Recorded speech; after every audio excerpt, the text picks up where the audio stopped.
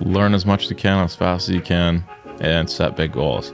Don't necessarily have to accomplish them or achieve them, but set them high, because if you do, you're going to be blown away, right? And everybody else will be too, to prove a point. That's what I did. Welcome to the MediaCore Minute Podcast. My name is Josh Langmaid, and I own MediaCore here in Rochester. We're a video production agency, and I am joined today by Dalton. Dalton is a 26-year-old entrepreneur, business owner, just finishing your first year in business, clearing over 7 figures in revenue, which is just awesome. So stay tuned to hear about his story. And I'm excited to get into this. How you doing today? Pretty good. Yourself? Good. Doing I appreciate you having me on. I mean, I'm willing to share my story and absolutely hopefully help others too. So it was, you when I first asked you, like, you sure you want to have me on? I'm like, you have such a unique story, just being like first young, but then just your first year in business and seeing, that much success early on. I'm like, absolutely, we got to have you on. And that's the fun thing about the podcast, is we have such a variety of people, but it's still business, entrepreneurship. Right. And you definitely bring something unique to the table, which is cool. It's been challenging too, right? Yeah. I mean, first year, the business that I'm in is excavation, right? So one, it's hard to get into. Absolutely. Most people start small with some side jobs and, little stuff, residential. Because it can be an industry, right, where it takes a long time. Oh, yeah, for sure. But it was the funniest thing, because, like, when I first saw you, it was on Instagram, and you have this huge equipment, and you're on this big job site, and I'm like, who is this, and where do they come from? I've never seen, I'm active on social media, and I had never seen you guys before. I'm like, what in the world's going on here? So I just hit you up. I didn't like doing little stuff, right? Yeah. So I learned to do commercial work and road work, and was like, if I'm going to do something on my own, this is the way I'm going to do it. Yeah. So the company is Snow Contracting, right? Yep.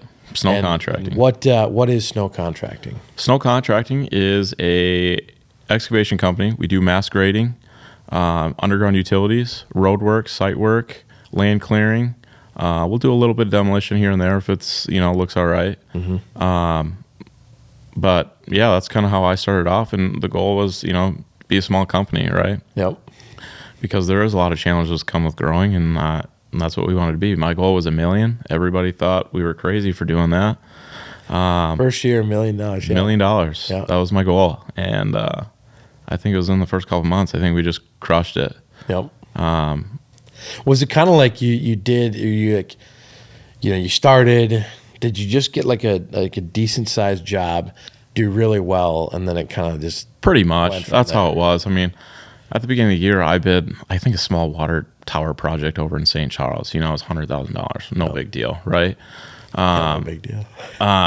Then I moved off. I found a road project right in Byron, my hometown, and that's where I started my company.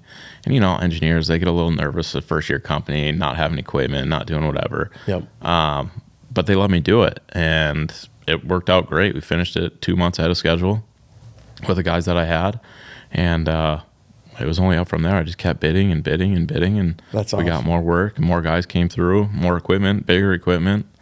So did those engineers know you, or was it just like... There are some that did, for sure, because I worked with them for the previous company that I worked with. Let's just take a risk and just see kind of what they can do. Yep. And then you just killed the job. Pretty much. That's awesome. That was the plan, right? You got to prove to people that you can get the work done in order to get any further, right? So that's what we did. And they've been pretty happy with us ever since, So jumping back, before you started the company, obviously you're a young guy. Did you do any college? I did zero college. Zero college. So what happened out of high school then? Out of high school, I actually worked for a local excavation company for probably about a year. Yep. And then I ended up going to work for my dad at a construction sales company. Yeah. For a few years. And then I was like, I'd rather go back and do this other stuff. So that's what I did. I went back to the excavation company that I worked with in the past. And then, I just... Because that was, just from what you and I talking, that was like, what, 5-6 years that you were there? Yeah, I was there about 5 years, yep. And is that, you kind of just learned a lot of it just on the job training, Yeah, I moved, I was a laborer basically, and then, operator labor. And then I ended up being the one to do the GPS for grade control for all our machines. And I would do all the design work off computer, so I could do all our takeoffs and everything from there. So that was in a short couple of years, really. Yep. I took on that responsibility, and I got pretty good at it. And I was like, you know what? I kind of want to go off on my own, and that's what I chose to do. And so when was there like the, I always say there's like the switch that goes off, and it was like, what happened, when you're like, okay, this has been great, but I'm like, I got to do something different. I would probably say in the spring of 2020 is kind of where I was like, I enjoy what I'm doing, but putting in these long hours and everything and not getting anything out of it. I'm not saying the pay wasn't great. It could have been better, right? I mean, everybody wishes they could make more, right? I mean, geez, come on. So I wanted to just take the risk and do it myself, but it took me, all summer and all fall and all spring just to figure it out. So I think it came down to November of 2020 when I said, here we go. This is what we're going to do. I quit, started my own company, and I just went straight to bidding every project that I possibly could or something that I wanted to take interest in. So what equipment did you start out with, like right off the bat? Because I've been to your job site. That's where we initially met.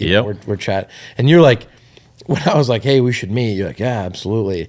And you gave me like the job site. I'm like, I'm pretty sure this is a job site, not an office. Yeah. I go out there and it was. I'm like, I like this dude already. Yeah. Before you even pulled up. Because I get excited about, the dirt world stuff and just being out on sites like that. Well, it's playing in a big sandbox, really. You're just a kid. I mean, that's the fun part about it. Yep. Big pieces of equipment. But who doesn't want to do it? You had a ton of big equipment. We do, actually.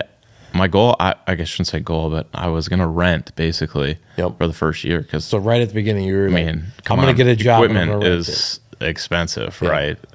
So I was just going to rent per job and kind of go from there. But I started picking up these jobs, and I was like, it's going to be a lot easier for me just to purchase some right now and kind of go from there. So I started off with a 2019 Cat 320 excavator. I bought a brand new, actually, Cat D3 dozer. Had all the GPS, all the technology in it. Because really with GPS, it's easier and it's faster. You don't have to have a labor stand and check your grade. So just by going out there and being able to push without having to worry where your elevations are or anything, you save so much money too. So that's what we did. And then I bought a Cat 259 skid loader as well. In that order? Well, all at the same time, basically. All at the same time. So right off the bat, I think we spent, $750,000 because it was all brand new stuff. Yeah. From there, we, like I said, got a little bit bigger. So we bought a 336 excavator, brand new one with grade control on that one as well. A 349 and a D6T. And then we actually bought another skid loader, a couple rollers, and we just 3 trucks, trailers. So how did it go working with the bank on the financing end? Like, that's the struggle part. You walk in, you're like, hey, this is a lot of extremely expensive equipment. Right. I'm just starting. How'd they just give you a lot of that, capital to do it? Basically, you gotta. It's all in belief, really. Trying to get them to believe that you can get it done. If you're not, you're losing everything, basically. I mean, they're taking a calculated risk. Oh, yeah. Huge risk, especially for a first-year company and trying to get this large, right? But again, that's where part of me says, did we bite off more than we can chew? Probably. But at the same time, I know we can do the work. Right. I got great guys that can do the work. And if I get the right equipment, we can do the work and we can get it done on time, on budget. And that means you guys get paid too. I can pay the bank back whatever they need and just keep pushing. So that's another good point. Employee-wise, what did you start with? Was it like just you, or did you have, again, it was, you bought your equipment and then you had a few guys join right away, or? Yeah, it was just me at the beginning. I actually talked to one of the guys I worked with at the previous company and to see if he'd be interested, and he said he was. And depending on the work that I had, he ended up joining. Nice. And we found another guy that was willing to be a laborer for us. And again, we were going to be 3-4-man crew doing $1 million, and I think now we're 8 people and $3 million. So again, more people heard about us and wanted to come aboard, and they're actually, some of them have pretty good experience and potential to be really good too. So after those first couple guys, people just started reaching out. Yeah. Really? Yeah. And it's just, guys are, I mean, it's a probably a tight knit group in the industry where like you kind of know what's going on with who and like what company. It really is. I mean, you could be at any company. Oh, you hear Snow Contracting, or did you hear about this other company? Yeah, it is. So they hear good things, and then they start reaching out. Hey, you hiring kind of thing. Yep. I mean, the other thing too is we're a full union company. We're local 49ers, local 405, so we're operator and labor's unions, and being able to touch base with those guys to get more people, and they'll send you some pretty good guys too, right? So it only helps your company really grow at that point. More efficiency, the better quality work too, and they get the training and they know how to do the stuff right away. Yep. So it saves me time not having to train right away, and they can just get in there, get the work done, and away we go. Yeah. So what do you think? How does your kind of like your age, you think, play into even being one of those things that helps the company, grow quicker? I'd have to say, I mean, my drive is part of it, right? I mean, being 26, I want nothing more than to be successful. Yep. I mean, I got a long ways to go. So seeing my company here in the next 50, 60 years would be incredible. And then for some of my kids to take on from there. Now, I'm not saying that's going to happen, but it'd be sweet, right? Yeah.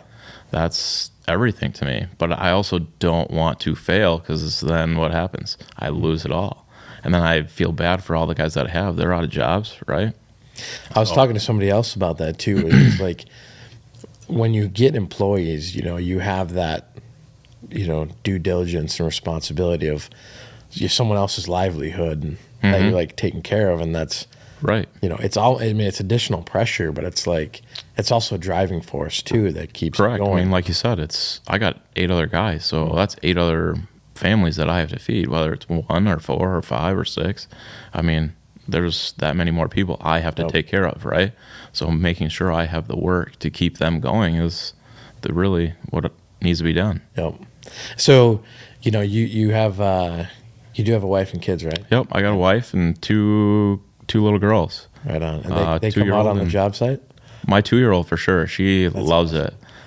Her favorite thing is probably riding around the dozer. That's awesome. She'll fall asleep. I mean, I think it was first year. Our first couple months, she came out there with me and doing a road project, pushing out rock, and she just fell asleep. That's amazing. And then every time we see our drive-by equipment, she's screaming tractor, tractor, tractor, right? So we have to stop and go check it out. That's great. Whatnot. But yeah, she loves it. So the youngest one, she's just about to turn 11 months. So hopefully she can get into it here pretty quick too. Same thing, yeah. Go from there. So how do you think that's, because I want to get into a little bit about like the motivation. This is like a big endeavor, and you have to have, a pretty strong driving force. Like, what do you think motivates you? And there, obviously there's multiple things, but like what really gets you up and pushes every single day? One, I'd say family for sure. Again, I took a lot this year. I mean, I had a kid beginning of the year. So when I quit my job and started everything in November of 2020 and had my second kid in January of 2021, that's a lot of pressure to put on somebody, right? Yeah. We had 2 under 2, and I told my wife, I was like, hey, it's going to be a struggle here for the first couple of years, but I mean, in the future, if I work this hard, we will have something pretty good here. Yep. So it's that, and then on top of that, being successful. I want to be successful. That means the world to me. I mean, family and successful is what I want. So growing up, I mean, do you think that's like a mindset thing, or like where does that just hunger for success come from? Yeah, I would say it's that for sure. Growing up, I mean, when I was little, all I wanted to do was, be a football player or basketball player, and I would practice and practice. But really, when it comes to be realistic, when you get older, well, that's not it. So what can you do to be that basically in your own profession that you enjoy doing? Yep. And this is where I'm at. So if I can work just as hard as what I used to, then we should be okay. Because this is what I enjoy doing. I mean, if you can find something you enjoy doing or are passionate about, there's your motivation right there. Did you then grow up in the area? Yeah, I grew up in Byron. Okay. Yep. I graduated in 2013. My dad was construction sales for since I was born, basically, if not before. My mom worked at Mayo, and then she worked at the Byron Middle School for a while. Yep. And yeah. So part of starting a company like this, and where it differs, a lot for me. When I started, and we're the same age, there was risk in the sense that, like, hey, you're starting from scratch, but there wasn't as much of like a, hey, I'm taking out $1 million loan and stuff like that. Equipment. I kind of built that up slowly, and you're just like, right here, we got to go all in. We need this stuff. Yep. How did you just think about risk? How did you process it? How did you go, I'm okay with taking this much risk on? Well, again, it goes back to how much work I really want to take on, how big I want it to. I mean, when I first bought that skid loader, $60,000, I was like, holy buckets. I mean, that's a lot of money. Yep. And then you go and buy the dozer. There's $250,000. Yep. Same with the excavator, another $250,000. But I mean, when you're signing on the line for these things, like, it's what's going scary through your head? for sure. I mean, I get worried about, like, okay, is this really worth it right now? Yeah. Do we need to do this? But really, you have to. How else do you get the work done? Mm-hmm. You could rent it, like I said, but your costs are so much higher. Yep. You buy it, and your costs are that much cheaper, and you can make that much more money on your projects. You can pay it off faster, and then you can go for bigger projects and do the same thing. Yep. Just keep going. Do you think it gets easier as you go? Like, you said you started out with 3 big pieces of equipment. Mm-hmm. You have obviously more now. Did it go like, okay, the first 3, this was like really scary, and like, but now that stuff's going, and then what you've learned about business and just everything. To be honest, it's scary every time. Is it? Yeah. It's the bigger piece of equipment, the bigger dollar amount it is. It's like, holy crap, this is a lot. Yeah. I mean, that 336 when we bought it brand new was, I think, $400,000. That's crazy, right? So it's like, are we going to be able to stay in business this long? I mean, it's been the first year. How do we know there's going to be a year 2 or a year 3? But yeah, and then again, 3 trucks. I mean, you spend another $300,000 on trucks. Yep. Look at the overhead we got. How did the wife, like? I try to keep her out of it as much as possible. She's a worrier, but I try to keep her included too, just without the dollar amount. Hey, we bought this. Leave it at that. Yeah, that's right. Go from there. Yeah. Right. So I got this. Don't worry. Yeah.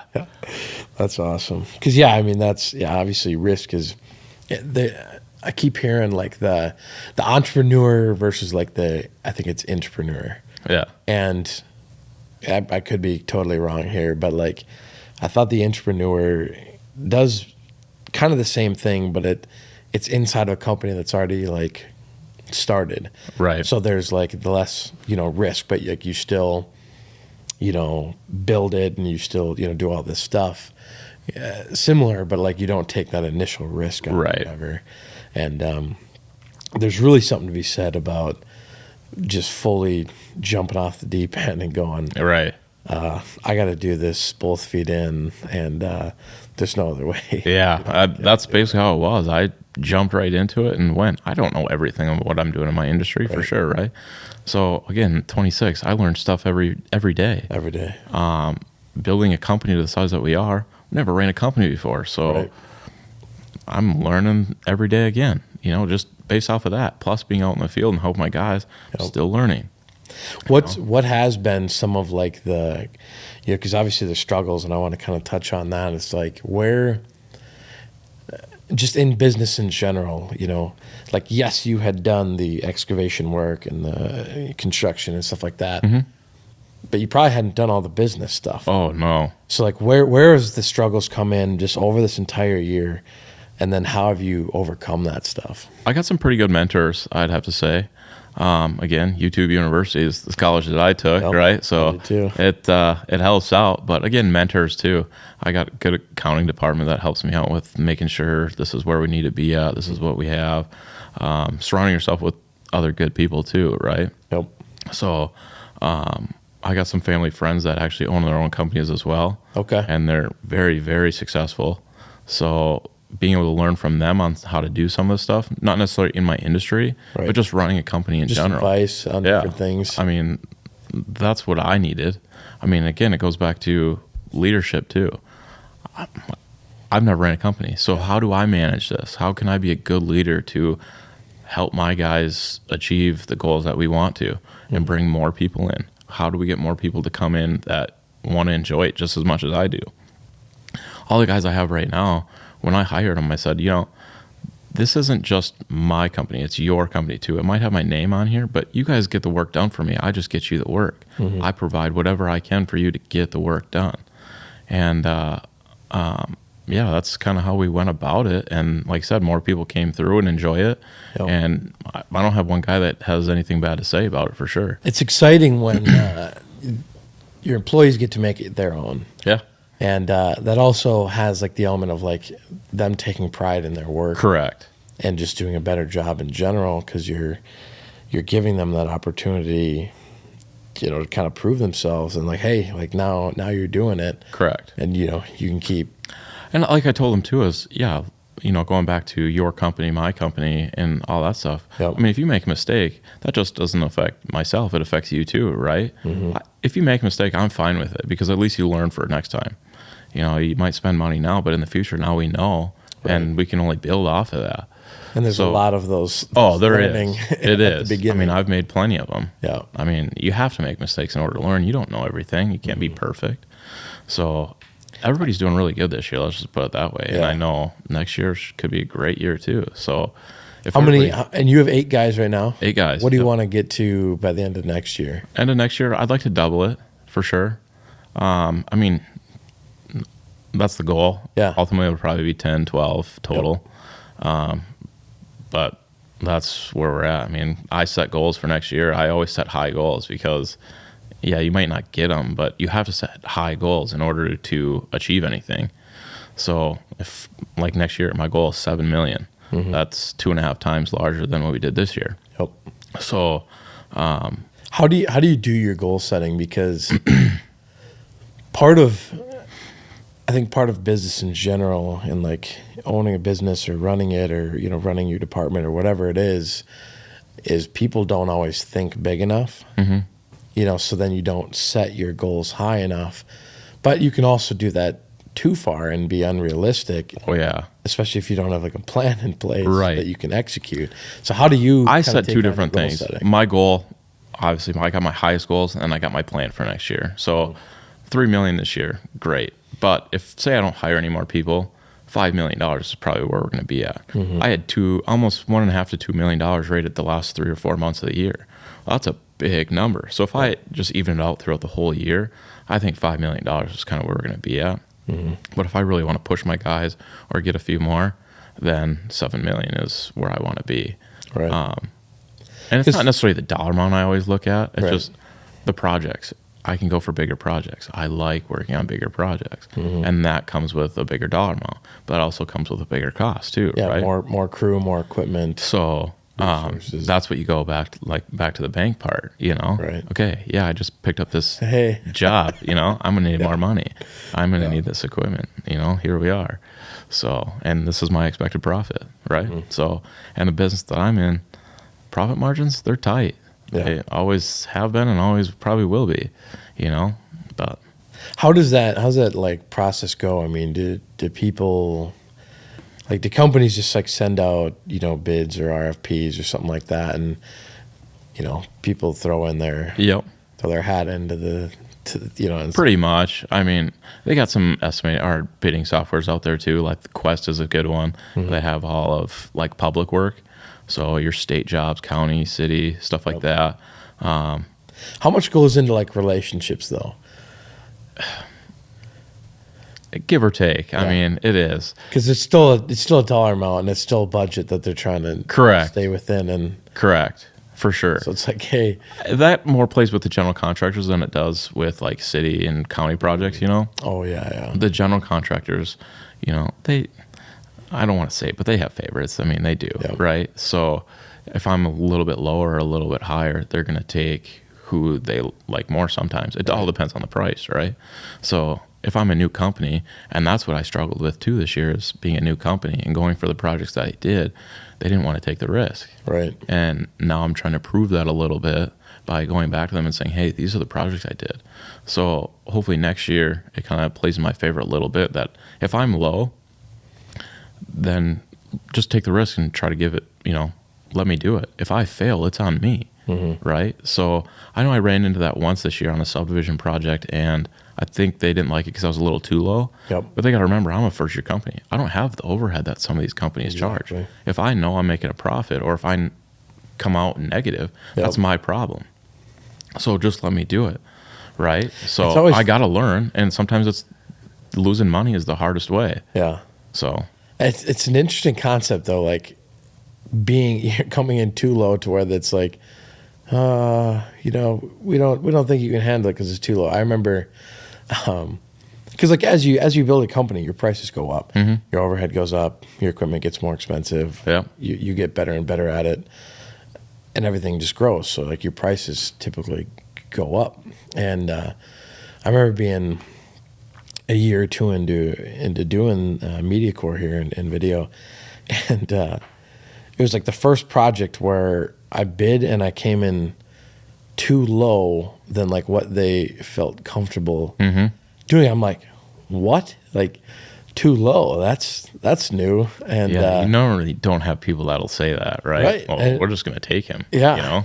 So Whatever. it's like, oh well, we'll try it out and like whatever. But like, it kind of opened opened my brain up, and I'm like, oh, like this is interesting that you can come in too low and look unprofessional, or like you couldn't handle the deal because they've been used to paying X. Right. So now they're like, well, why is he so low? Like, he can't do it then? Right. Like, so that was an interesting kind of realization that I found, and that you brought it up just kind of reminded me of that. Right. But at the same time, you got to think, fine, I'll raise my prices. I don't care. I'll just take that money. Yep. I got other things I can buy. Yep. So. I mean, at the end of the day, that's just extra profit that you can continue building with. I'm not going to say no to money. I love money, so that's how you build your company, is money. Absolutely. Right. Do you reinvest most profits back in, especially being this? Absolutely, everything actually goes back. I'm part of the union too, so I take a wage, but I'll throw it right back in there because I want to see this. It's kind of something you have to do at the beginning and for quite a while even. It's just like if you're in a growth stage, you're reinvesting so much money back into whatever you're doing. Right. Be it equipment, people, marketing. Right. Video. Yeah. But no, I totally get that. How does culture play into your company? Culture, I would say, plays a big factor. You have to have people that want to come enjoy working with you, enjoy what they do, so then it doesn't feel like a job anymore. Yep. And that was all part of it too, because where I worked previously, it was just like, oh my, I don't want to come back. Geez, you work 7 days out of the week, right? So most of my guys, they have their weekends off. We'll work an occasional Saturday here and there, but for the most part, we'll work long hours during the week and then call it from there. But I tend to let them just take over whatever they need to do and get it done. And if they get it done, great. But if they don't, what can we do the next day to get that extra amount done that we didn't get done the previous day, right? So, but again, it goes back to, not my company, it's your company. That's how you got to treat it. That's how I think most people should treat it. Yep. Because they don't want to take the risk. I'm taking the risk. But if you treat it like your company, you're only going to work that twice as hard to see it go to the next level, right? And if you start early, you guys could be, where you want to be. You could be a project manager. You could be a foreman or superintendent or an estimator or however it goes, right? Yep. Work up the ladder and kind of go from there. And that's what I tell them. I'm straight with them. This is where I see you in a few years, whether it comes true or not, or if you're with us or you're not. But treating people how they should be treated is huge. So I try not to tell them too much, but at the same time, I give them every piece of information in my company so they know exactly what's going on. Yep. If we're not doing good, I'll tell you. Yeah. If we're doing great, I'll tell you. If you want to see the numbers, here you go. This is where we're at. Yeah. So No, that's we're all owners in it, to be honest with you. That's how I like to look at it. Yep. Granted, I'm taking the biggest risk, but they're the ones getting the work done for me. Like the whole idea of you're working for your employees. Mm-hmm. And I talked about that actually on our last podcast too. It just the time that you're spending and building this company around them, and also yourself. That because at the end of the day, if you want people that are going to last and do a great job, they have to have that sense of ownership or pride. So it's not just, hey, clock in, clock out, do your thing, and exactly. Head out. I want you to come here and enjoy it. That's all I want. I mean, if we don't do well, but you enjoyed it, fine and dandy. But at the same time, again, I like money, so I want to make money so we can keep going. Yeah. Like, bring more people in who want to enjoy coming here. So keep going. Did you get to? And this is kind of how I really saw culture. Was like, I've worked for I don't know how many people, but kind of before I started this, and there was really good things, and there was like things I didn't like, and I felt when I was starting a company, I'm like, I want to take from whatever like places that it was, like I want to take the best parts of that, and like these are the things that I think they really lacked on. Exactly what I did. And just take the best parts and that's do it exactly like that. what I did. But again, it doesn't always work that way. Eventually, you're going to come to that time where it's like, okay, now I'm back to that old way, right? Mm-hmm. But however you can do to change that. Again, I've never had to lead a team like this. Never had to. So I rely on my guys to tell me, how can I help you guys more? How can I be a better leader or manage you better?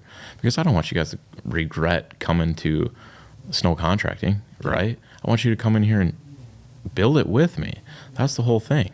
I mean, if we can keep growing, have more people come in, more experienced people or younger guys that are basically the future, let's try to work on it, because that's what I want to do. Now, a lot of guys that I have, some don't want me on the job, some do. Because I can be, pretty hard at you every once in a while. Right. But again, it's coming back to the risk, right? Like you still have to make sure that it... Right. I want to be the one looking at it half the time, right? Making sure it's at least done the right way or my way that I think is the right way. That happens a lot. It does. Like, hey, I'm trusting you to do this. And they're like, hey, like, trust me, I got this. But then you're still like, what's going on? Right, like, exactly. I mean, at the end of the day, it's still hey, my you name. want to switch spots? I'll come out here. You do my job. You can't say anything like that, I mean, people would be just pissed if that happened. So, but again, it's hiring the right people. And I think we've hired a good group of guys to bring us to that next level for sure. So, what is, I feel like the other advantage that you have is just being younger is a better grasp maybe on the digital side of like marketing and like how you do things or how you represent your company. How does marketing and like digital advertising and social, how does that play into what you're doing? I mean, social media is huge, right? I mean, everybody's looking at social media these days. I mean, I'm getting projects based off of social media, so, or I'm talking to large companies just based off of social media. Right. I don't even have to go to talk to you. You can just contact me on here. I mean, that's great. Or the website. My website's nothing special, right? But they noticed and they're like, oh, for first year you got a website and it looks, half decent. Perfect. Right? But social media has been huge. I don't use it a whole lot. I try to. I'm trying to get better at it. Do you manage your own account? I do, yeah. My wife actually takes the Facebook stuff because I don't enjoy doing anything with that. But I'll do the Instagram and stuff like that. But, posting something that we do, people notice that. I'm like, oh, these guys can do it. They got no problems. But again, from social media, you only see the good parts, right? You never see the bad half the time. I try to, every once in a while, post what we got going on that could be good or bad. If it's bad, people got to know, right? It's not necessarily our fault, but this is what we run into, right? So I think we just had something happen in Byron the other day. You should have been up there. That thing... Whoever installed it previously, the water main just popped right off when we hooked onto it. And 8-inch water main, that's a lot of water, and there's a lot of pressure. I think there's, 80, 90 pounds of pressure. Oh, man. And I told my guys, book it, and they did. And that hole was probably, 10 feet deep, 40 feet wide maybe. And it was full within seconds, So that's the stuff we got to deal with every once in a while. But you never know. Well, we ended up shutting off all the water and pumping it all out. But we had a 6-inch pump, a 3-inch pump, and a 2-inch pump. and it probably ran for 2-3 hours pumping all that water out. That's crazy. So, and then the next day you come back, because of course it happens at 5-6 o'clock, and it's pitch black outside, so you don't really want to, it's cold. So next morning came back, and we fixed it the right way, and the city Byron looked over us and they wanted us to fix it, so we did, and they were pretty appreciative for that. So we, like I said, we want to come in there and do it the right way. Right. That means the world to me, because that's your reputation right there. And then to go back to your social media, if you're posting that you're doing it the right way, how people want to see you doing it, they'll take you instantly. So there's I like what you said too, like showing the good and the bad, because there is an element of transparency within social media that as much of you can show that, hey, this is who we are, and there are goods, there are bads, and there are things, like at least they're like fully seeing you, your personality, your company, your guys, their attitudes. Yeah, you can't predict everything. Stuff just happens. I mean, whether it's good or bad, like you said. So if it's something that's bad, it's not necessarily our fault. It just happens. Right. I mean, nothing works out perfectly. So how do you plan to use social just moving on in like the future, that just in ways that can benefit your company? Well, hopefully a video from you here pretty quickly next year. Yeah. Get a good project going, have you out there and going from there, because people watch videos, even 30-second video, a minute video, 2-minute video. They'll sit there and watch it. Yeah. Right. So, and the following too. I've grew my followers. We don't have a lot by any means, but I really didn't start posting until this fall, and we've grown quite a bit, and people have contacted us through there. So if I just keep posting, and it's fun to see it work. It does. It is. It's fun when you really get on is. and you're doing stuff, and it's like, oh wow, like this actually works. Right. Because you're more motivated to do it more. Right. We did a recon or a reconstruction project in Manorville earlier this year, and we've had some problems over there. Don't get me wrong, because you never know with a reconstruction. Digging up water lines and sewer lines, you never know.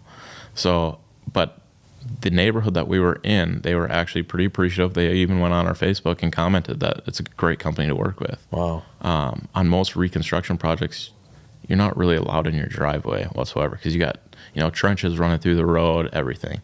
I think that we did we were working out for all of 3 weeks on that little neighborhood for underground utilities, and there was all but 2 days everybody got in their driveways. Wow. So we liked that, and being able to help everybody is kind of what we want.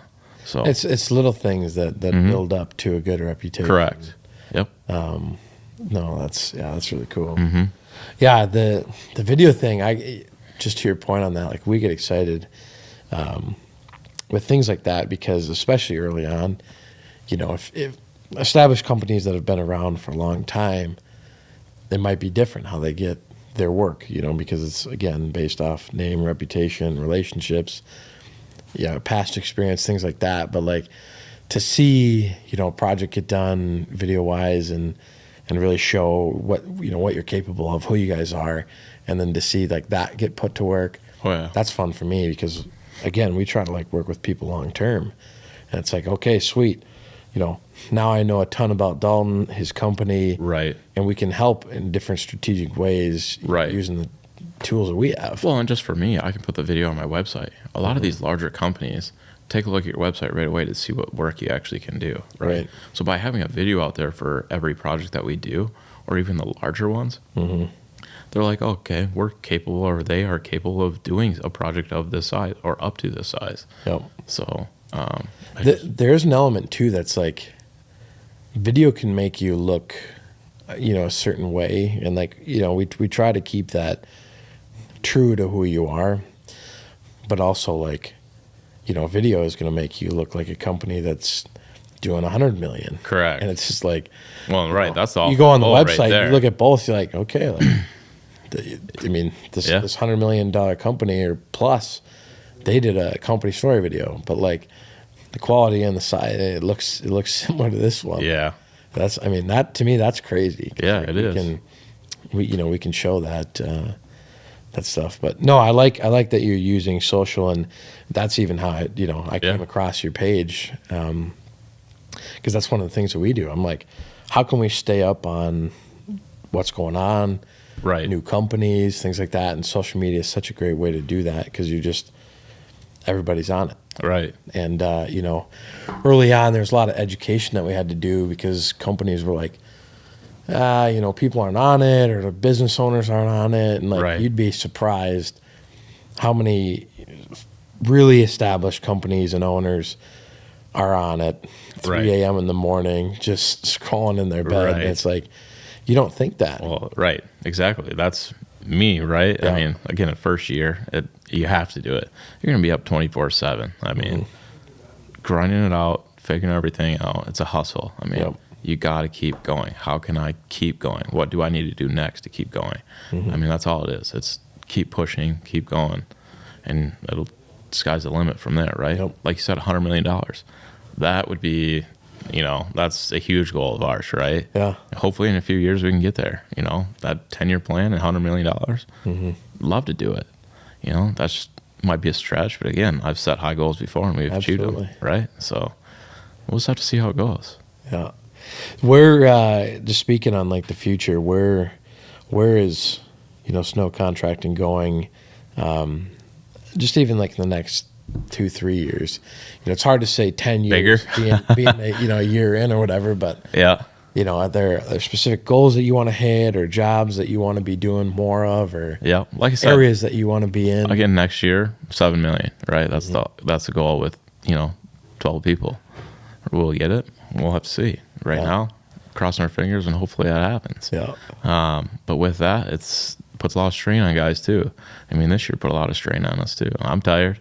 My guys are tired. Yeah. But I would say in the next couple of years, right now we're in southeast Minnesota. We're within a couple hour radius of Rochester. Next year, I'd like to push that a little bit, maybe 3-4 hours.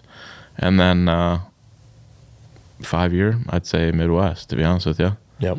And then 10 year is nationwide. There you go. That's my goal.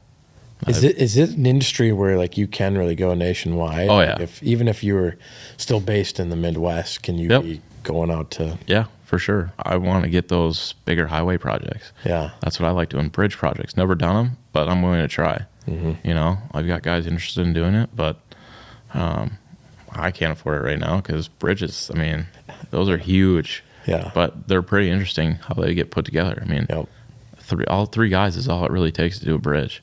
That's and it's crazy. just like, whoa, 3 guys? That's A all lot you of need? engineering. Yeah. I mean, come on. So, but I want to, diversify a little bit, if that's the right word. I want to get other areas, I wouldn't mind doing a little bit of concrete, or something else. GPS work is kind of what we're in right now. I actually purchased an estimating or takeoff software where I can do all my CAD drawings and stuff like that. So I've been going around to some of these smaller companies and saying, hey, if you need help with some takeoffs, I'm willing to do for you. I get it. You're working with a competitor, but I'm not out here to steal your work. I'm just trying to build my company, I guess. Right? So I want nothing to do with yours. I'll find my own work because really I just want to do the governmental work, as in roads, city project, county project, state project, stuff like that. And, all that other stuff. I mean, look at Ames. They're huge. I don't want to be that size. I don't have any interest in that because that's too big for me. Yeah. Now, would it be cool if I did? Yeah, for sure. Say you own that. I mean, geez, come on. But at the same time, I want to be fully invested in my company. I want to know what's going on. So by doing that, that's where we're at. That's a good thing to hit on, I guess, is like the involvement in your company, because some people, like, is there ever like a, hey, at this time, I hope that this thing is running like a machine, and I'm less day to day kind of thing. No, and see, I want to be in it day to day. Yeah. There's this guy out of Colorado. I've actually been in contact with him once or twice, and he's 70 years old, and he doesn't even have an office. He works out in the field with his guys while he has got office people to take care of the rest. I think, Elon Musk said, hire, people who do 80% of the work and you do the other 20% rather than the other way around, because that's not how it should be, right? That's why you hire good people around you, or surround yourself with good people. So that's what I want. I want to be the older guy working on the field and showing that, yeah, I'm the owner, but I'm willing to do the same work that you guys are doing. Yep. That's only fair, right? Well, how motivating is that to to people that lead by example? Well, and how motivating can it be too if you're a 70-year-old guy out there out working harder than a 20-year-old, right? I mean, I've seen that plenty of times too. I even got a couple guys that are high 40s, low 50s that they work a lot harder than some of the other guys that I have, right? So I worked have you heard of Camp Victory. Oh yeah. I worked out there for a year doing just as like a maintenance director, and over the summer period, I had a group of I don't know, probably 6 guys under me, and there's always there's this same guy that comes and volunteers, every year, husband and wife, and he's got to be into his 70s easily, and he's out grinding all day long and doing manual labor stuff Yeah. and I'm showing these guys, I'm like, you're letting this guy out working Right. now. It's like, what's going on here? But it's like a motivating factor to go, this is true work ethic, Right.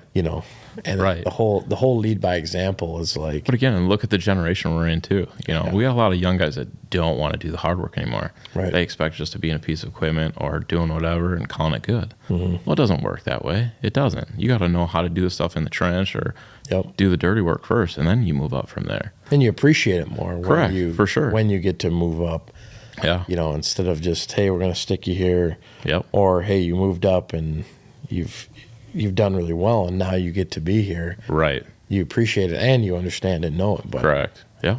Well, it's a safety thing too, right? yeah, You got to learn that stuff. I mean, you have to. I mean, there's somebody's life down in that hole, technically. yep, If you don't have a trench box, or if you're not benching it correctly, or if you just drop something from your bucket, or however it works, there's somebody's life down there that you have to protect at all costs because they got a family at home. Mm-hmm. So we press pretty hard on the safety thing too. So it is an industry where obviously with what we do, there's less like a safety hazards, Yeah. tripping over cords and over Right. things like that. It's like, but yeah, in construction, I mean, there's a lot of safety things that you have to, yeah, protocols and training and, Yeah. and things that you have to be aware of. yeah. What kind of things have you had to learn yourself since starting and now operating a company? Like, what have been like some of the main things that like you had to learn? Basically, like I said, starting at nothing and kind of going from there. I mean, I learned how to put in pipe, learned all my grading, learned how to run equipment, and then takeoff. So estimating. I mean, if I didn't know how to estimate, I wouldn't be where I am today, right? I mean, for all you know, we could be negative $3 million rather than positive $3 million. Not that that would happen, but Yep. you got to know your costs, right? So knowing how much time and labor and everything goes into a project of whatever size we're doing, you have to know that. So luckily I took the few years and kind of learned how to do that, and kind of eventually just went on my own and did it, right? So You and especially like learning on that front end, learn it now, do it correctly. correct. Right. So you're not paying for it later. Right, exactly. I play a huge part in that. I tell my guys that all the time because I hate redos. I hate going back to fix things. That's the worst thing is right. you have to And like I said, fix it. people make mistakes. I get it. But if it's something we could have avoided, Mm-hmm. I mean, come on, let's just do it the right way the first time. If it takes 5 extra seconds, just do it. Or 15 minutes, just do it. Because now we have to spend 2 hours just to dig it back up again and do it the right way, and then whatever else. So it's time and money. With the margins that we have being so tight, you have to do everything right the first time, right? Room for error, yeah. Right. So, like I said, there are ways you can cheat, right? I mean, civil engineers will tell you the same thing. You can get away with certain things, but at the same time, you don't want to either because it's going to bite you in the ass eventually, Yep. right? So we try to do everything the right way. Again, that plays a factor in your reputation, doing it the right way the first time. Absolutely. So a lot of people that listen, are in business, entrepreneurship, there's a lot of people, just different areas in their journey. But from someone that's, pretty early on, what advice would you give someone that is maybe in a similar position or on the ledge, but they haven't jumped in yet and they've wanted to, what would you tell that kind of person? learn as much as you can, as fast as you can, and set big goals. You don't necessarily have to accomplish them or achieve them, but set them high, because if you do, you're going to be blown away, right? And everybody else will be too, to prove a point. That's what I did. But I would say learn as much as you can before you go off and do it, because again, I don't know nothing about the business side of it. Luckily, I have mentors that'll help me out. But if you have mentors, great. But if you don't, you got a long road ahead of you for sure. So, and basically taking it step by step. I mean, that's what I've been doing. YouTube University's helped out. One step at a time. Yeah, I mean, step by step. I mean, you're going to have bad days and you're going to have good days. And it seems like you're going to have bad days more than good. But again, those days will come into play here in the future when you know already how to do it. So, yeah. I like that. Well, sweet, Dalton. It's been awesome having you on the show today. I appreciate it. It's been good. Yeah. I like to get my story out there and, kind of show people that you can do anything, basically. Yeah. I mean, I started from nothing, put everything up, and here we are today, right? Yep. So, and only trying to get bigger. Well, it is. It's inspiring, and I hope, it's inspiring for people watching or listening. And, again, if you have taken anything away from, the podcast, we definitely appreciate you sharing it with family, friends, and whoever you think would benefit from it. But yeah, for sure. Again, appreciate you coming on today. And thank you. Yeah. Hopefully my story was good enough. Oh yeah. No, it is. And we will see you guys on the next episode. And thanks for tuning in.